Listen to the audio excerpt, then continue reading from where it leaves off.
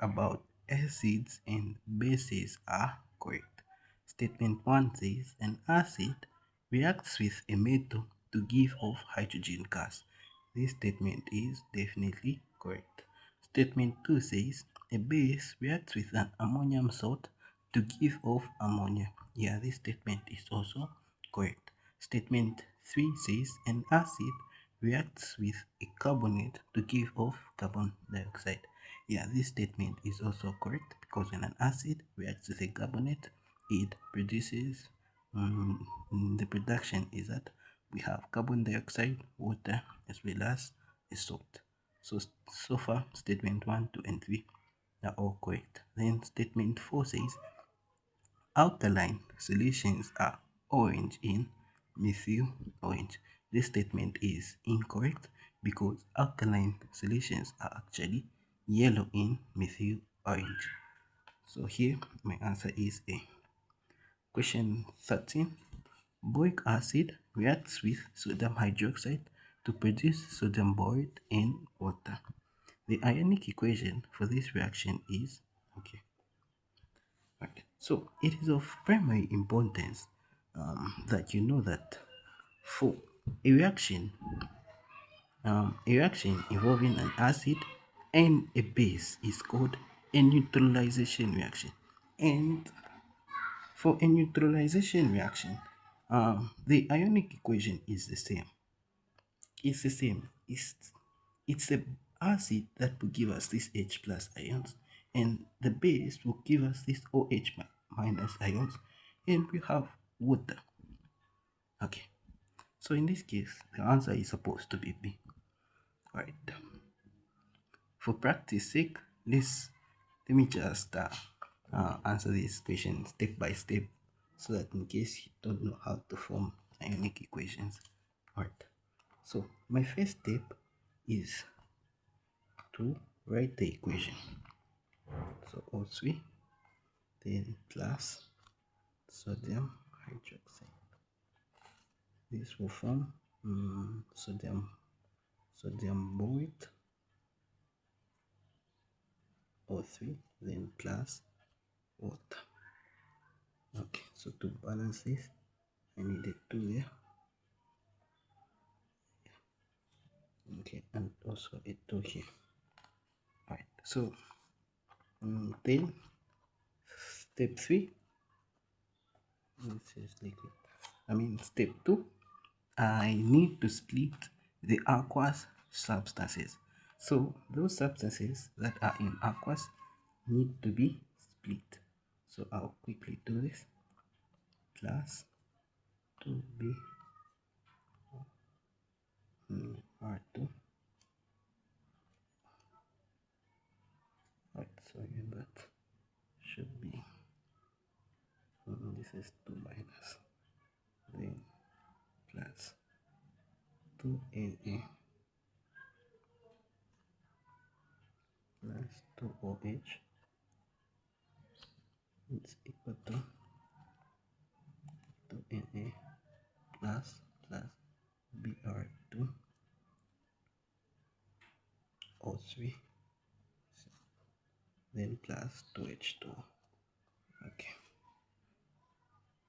Then the next step that will follow is that I'll cancel out the spectator ions. Alright, so I'll cancel this void ion as well as that one there. I'll also cancel out the sodium here and the sodium there. So therefore, I now remain with 2H plus OH minus. This gives me 2H2O. So this is the same. If I divide throughout my equation there, I will have that. So liquid. So you can see what I was saying being confirmed. For a neutralization reaction, the ionic equation will always be this. So you can save your time in doing all this and just get straight to the answer. Alright. Question 14. The mass of 1 mole of a chloride formed by a metal R is 74.5 grams. What is the formula of the chloride? Alright, for this question, ECC did not provide it with much information, so it's gonna be very challenging. Okay, let me try.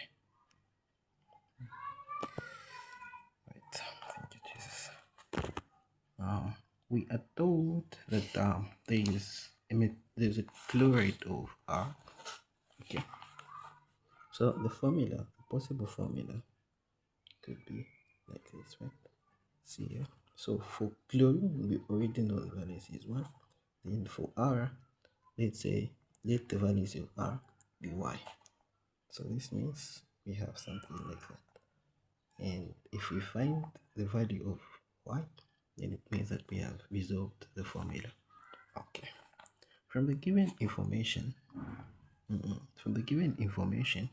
okay, let me say data.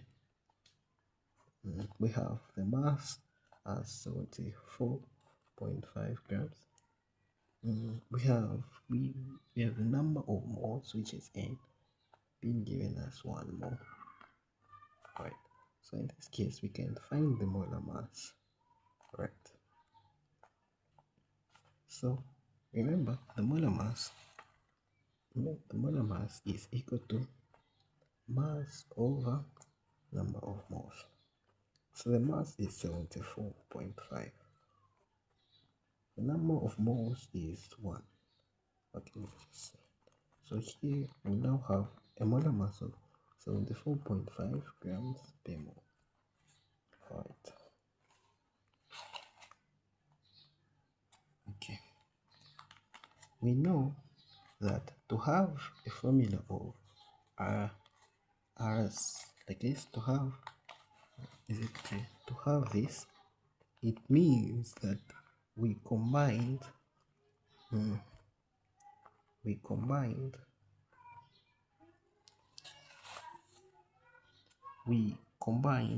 the molar masses, the respective molar masses of chlorine and the metal R, like that. So in total, this should give us 74.5 grams. Okay. So this means R can equal to 74.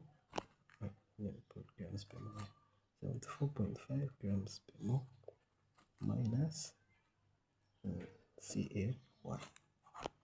Okay. Let's now reason here. So all the information that we have has ceased here. So from here, we're just going to use our brain here. So yeah, brain is. Suppose y, the value of this y, where, okay, we'll assume 3 scenarios here. We'll assume y to be equal to 1, okay, then we'll also assume y to be equal to 2, rather y to be equal to 3. Okay, if y is equal to 1, this means that we'll have this. We'll have R as being equal to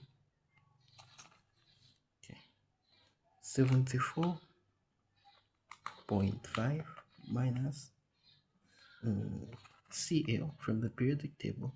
Cl is 35.5, and since there is 1 here, we'll have a value of 39 grams per mole. So the metal that can have a value of 39 grams per mole is potassium. Okay, so maybe R is potassium. Okay, let's test my other assumptions to see if they can give valid assumptions as well. All right. In my other assumptions, I assumed the value of the value of y to be equal to 2. Okay, so we have 74.5 minus 35.5 over 2. So if I do my calculation here, I'll have a value of 3.5 grams per mole. So From the periodic table, which element has this molar mass? There is no. So R cannot have this molar mass. So it is only true that R should have this molar mass because we we have from the periodic table an element which has a molar mass of 39, which is potassium. So in this case, now it is very much valid of me to assume that R is potassium, and potassium is in group 1 of the periodic table. Therefore, if R is 1, Cl is 1 minus plus, then I can form my equation to be RCl.